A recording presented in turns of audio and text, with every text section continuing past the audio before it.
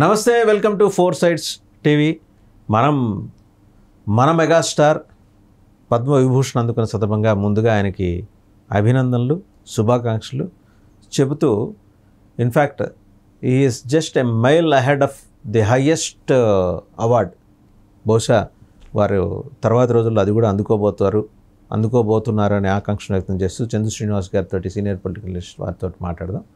శ్రీనివాస్ గారు, చిరంజీవి గారు ఎంట్రీ ఇచ్చి 45 years తెలుగు ఫిలిం ఇండస్ట్రీలో ఎలా ఎంట్రీ ఇచ్చాడు అంటే, నేను సినిమా రంగంలో ఉన్న టైటిల్స్ని బట్టి చెప్తా. పునాదిరాలతో ఎంట్రీ ఇచ్చాడు, అవును, స్వయం కృషితో ఎంట్రీ ఇచ్చాడు, ఈ చదువులు మాకొద్దన్న ధవళ సత్యం సినిమాలో చిన్న రోల్ ప్లే చేశాడు, వాట్ నాట్ ఎవ్రీథింగ్. ఆయన ఇది అది కాదు అన్నీ చేశాడు. తన ముద్ర తెలుగు సినిమాకి డ్యాన్స్ నేర్పాడు, అన్నింటికి మించి తెలుగు సినిమాకి కాస్ట్యూమ్స్ నేర్పించాడు. ఇలా ఉండాలి కాస్ట్యూమ్స్ అని. అంతవరకు లాంగ్ బెల్ బాటమ్స్, ప్రపంచంలో ఎవరూ వేయని కాస్ట్యూమ్స్ మన హీరోలు వేసేవాళ్ళు. మార్చేశాడు, మొత్తం స్టైల్ మార్చాడు, థీమ్ మార్చాడు. థీమ్ హీరో సెంట్రిక్గా ఉండటానికి చిరంజీవి ఒక మార్గదర్శిగా నిలిచాడు. 100%. అంటే ఆయన 45 ఏళ్ల తర్వాత ఈజ్ ఎంజాయింగ్ బ్రహ్మాండమైన స్టేటస్, అద్భుతమైన బంగ్లాల్లో నివసిస్తుంది. దాని వెనకాల ఉన్న కృషి, రాళ్ళెత్తిన సందర్భాలు, పునాది రాళ్ళెత్తిన సందర్భాలు, స్టూడియోల బయట వెయిట్ చేసిన సందర్భాలు, చీత్కారాలు, దూషణలు, భూషణలు, తిరస్కారాలు. ఒకసారి ఆలోచించండి, ఒక వ్యక్తి ఆ స్థాయికి ఎదిగాడంటే చూసి అసిగిపెట్టడం కాదు, ఎదగటం వెనక వాళ్ళు ఎదుర్కొన్న సంఘటనలు, కష్టాలు. డెఫినెట్గా మీరు చాలా చక్కగా ఉదాహరించారు చిరంజీవి గారి ఎదుగుదల గురించి. 68 సంవత్సరాల వయసు, కొనిదెల శివశంకర వరప్రసాద్ మొగల్తూరులో పుట్టి ఆయన ఎదిగిన తీరు, చెన్నై వెళ్ళి ఉన్నత చదువు చదువుకుందామని చెప్పి తనకున్న సినీ పరిశ్రమ మీద ఉన్న అభిమానంతో ఒక పూట తిని తినక కష్టపడి ఎదిగాడు. అతన్ని మీరు అన్నట్టు ప్రతి స్టెప్లో కూడా ఒక సామాజిక చైతన్యంతో ఒక సినిమా తీశాడు. ఆయనని ఒక స్వయం కృషితో ఆయన కష్టపడిన తీరు కావచ్చు, ఒక రుద్రవీణలో అతను నటన కావచ్చు, ఒక విజేతలో ఆయన స్వయం కృషి, రుద్రవీణ ఆయన సొంత క్యారెక్టర్, అది స్వతహా ఆయనకున్న క్యారెక్టర్ అది. డెఫినెట్గా ఈరోజు ఆయన కృషిని బట్టి 40 సంవత్సరాల పైన, 4 దశాబ్దాల పైన ఇండస్ట్రీలో అనుభవం గురించి, ఆయన కష్టపడిన తీరు గురించి, ఆయనకి సినిమా రంగంలో the second highest civilian award, ఇంకొక మెట్టుకే అన్నా కదా. డెఫినెట్గా అది ఎప్పుడు రావాల్సింది. ఆయనకి మధ్యలో అనేక రాజకీయాలు ఉంటాయి, కానీ ఇప్పటికైనా వచ్చినందుకు ఆయన గర్వపడాల్సిన విషయం. తెలుగు జాతి మొత్తం యావత్తు గర్వపడాల్సింది. ఎందుకంటే ఆయన ఎస్వి రంగారావు గారిని చూస్తూ పెరిగాడు, ఆయనలో కష్టం, కసి చూస్తూ పెరిగాడు. ఫస్ట్ ఇంటర్నేషనల్ ఫ్రెంచ్ అవార్డు పొందిన నటుడు, ఇండియన్ నటుడు ఎస్వి రంగారావు గారు, సామర్లకోట వెంకటరావు గారు. ఆయనే స్ఫూర్తి ఆయనకి. ఆ రోజు నుంచి ఈరోజు ఎటువంటి గాడ్ ఫాదర్ లేకుండా ఎదిగిన వ్యక్తి అండి ఆయన. కష్టాలు చూశాడు, చాలా ఎక్కువ కష్టాలు చూశాడు జీవితంలో. ఇప్పుడు వాళ్ళ ఇంటికి ఫ్యామిలీ నుంచి 8 మంది హీరోలు అండి.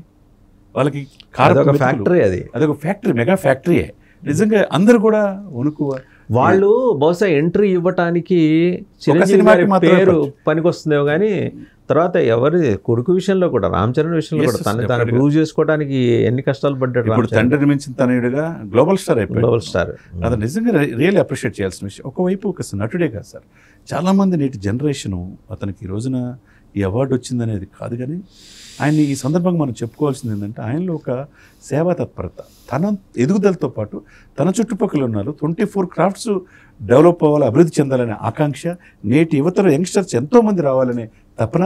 తను ఏమనుకుంటారని చాలామంది ఇండస్ట్రీలో చాలామంది నటులు ఉంటారు, కానీ ఇతను తనతో పాటు తన అభిమానులు కూడా సేవా కార్యక్రమం వైపు 10 మందికి ఉపయోగపడాలనే ఆలోచన చూసారా. ఆ ఆలోచన నుంచి వచ్చిందే బ్లడ్ బ్యాంక్. కొన్ని లక్షల మందిని కాపాడాడు సార్. ఐ బ్యాంకు చాలామంది, లక్షలాది మందికి చూపు. ఇంకో మాట కూడా అన్నాడు, సమాజం నాకు చాలా ఇచ్చింది, నేను ఇచ్చింది ఇంతే, తిరిగి ఇంకా నాకు ఇంతకంటే కావాల్సిందే, ఇంకా ఇవ్వడానికి కూడా ఆయన సిద్ధంగా ఉన్నాడు. అవార్డ్స్ అన్నీ కూడా ఆయన్ని వెతుక్కుంటూ వస్తున్నట్టుంది. ఒకవైపు కరోనా టైంలో అండి 24 క్రాఫ్ట్స్కి 8 మాసాల పాటు నిత్యావసర వసూలు ఇచ్చాడు, ఫీడింగ్ చేశాడు. ఆయన దగ్గరికి వచ్చింది ఎంతో 1.2 కోట్లే, మిగతా కొన్ని కోట్ల రూపాయలు లెక్క కూడా చెప్పలేదు సార్. ఆయనే స్వయంగా వేసి అతన్ని కాపాడి అంత నిత్యావసర వసూలు ఫుడ్ పెట్టాడు సార్ 24 క్రాఫ్ట్స్. అదే కాకుండా రెమెడిసివిర్ ఇంజెక్షన్స్ మీకు కూడా నాకు కూడా దొరకని పరిస్థితిలో లక్షల పలికే రెమెడిసివిర్ ఇంజెక్షన్స్ని ఉచితంగా అందజేశాడు సార్. ఇకపోతే ఇవన్నీ కదా, ఆక్సిజన్ బ్యాంకులు పెట్టాడు సార్, ఆక్సిజన్ సిలిండర్లు, వెంటిలేటర్లు అవన్నీ లేకపోతే తెలుసు కదా, అది ఒక పెట్టేసేసి బ్లడ్ బ్యాంక్ ద్వారా ఉచితంగా అన్ని ప్రాంతాలకి 2 ఉభయ రాష్ట్రాలు అందించిన వ్యక్తి, గొప్ప వ్యక్తి అండి ఇంకెంతకంటే దార్శనికుడు ఎవరుంటారు చెప్పండి ఇండస్ట్రీలో. నిజంగా అటువంటి గొప్ప వ్యక్తి నేటి తరాలకి స్ఫూర్తిదాయకం. అతనే నెంబర్ 1. మహేష్ గారిని చాలామంది ఇంటర్వ్యూలో మీరు నెంబర్ 1 చిరంజీవి గారి ప్లేసు అధిరోహించారంటే నో, చిరంజీవి గారు ఫస్ట్ నెంబర్ 1, లాస్ట్ నెంబర్ 1 కూడా ఆయనే. ఆయన ఆలోచనలో తగ్గట్టు మనం వెళ్ళలేవు అని చెప్పాడంటే ఈ రోజుకి ఆయన డ్యాన్స్ ఎవరు చేయలేరంటే మనం ఆలోచించాలి. నేను ఇందాక అన్నా కదా ఇంట్రొడక్టరీ రిమార్క్స్లో, తెలుగు సినిమాకి డ్యాన్స్ నేర్పించాడు. అంటే ఆధునిక సినిమాకి పౌరాణికాలు జానపదాలు పక్కన పెడితే ఆధునిక సినిమాకి సాంఘిక జానపదాలకి ఒక డిఫరెంట్ టచ్ తీసుకొచ్చాడు. సాంఘిక జానపదాలు ప్రస్తుతం ఉన్న తరుణంలో ఇంకా జనం ఆశిస్తున్నారు. బాలకృష్ణ గారు ఆయన కలిసి సాంఘిక జానపదాలు, సాంఘికపరమైన అంశాలతో మిళితమైన జానపదాలతో మల్టీ స్టారర్ వస్తే బాగుంటుంది. అది కూడా జరగాలి. ఎందుకంటే Balakrishna no doubt he's carrying out the legacy of NTR garu. పౌరాణిక పాత్రలు, జానపదాలు. అలాగే జగదేక వీరుడు అతిలోక సుందరి తోటి అది తీసుకొచ్చాడు. అండ్ రకరకాలు ఇంకో రాజా విక్రమార్క, ఇవన్నీ కూడా అంటే ఒకటండి సినిమాలు తన కుటుంబం హ్యాపీగా ఉండాలని కాకుండా నాతో పాటు సమాజం కూడా బాగుండాలి, నేను 10 మందికి ఆదర్శంగా ఉండాలనే కోరిక. తనకి బతుకునిచ్చిన పరిశ్రమని ఎప్పుడు కష్టంలో ఉన్న బతికించే ప్రయత్నం చేసుకుంటూ వచ్చాడు. ఇంకొక ఆయనకి స్కూల్స్ పెడుతున్నాడు, ఇంకొక హాస్పిటల్ పెట్టాలని కోరిక ఉంది ఆయనకి.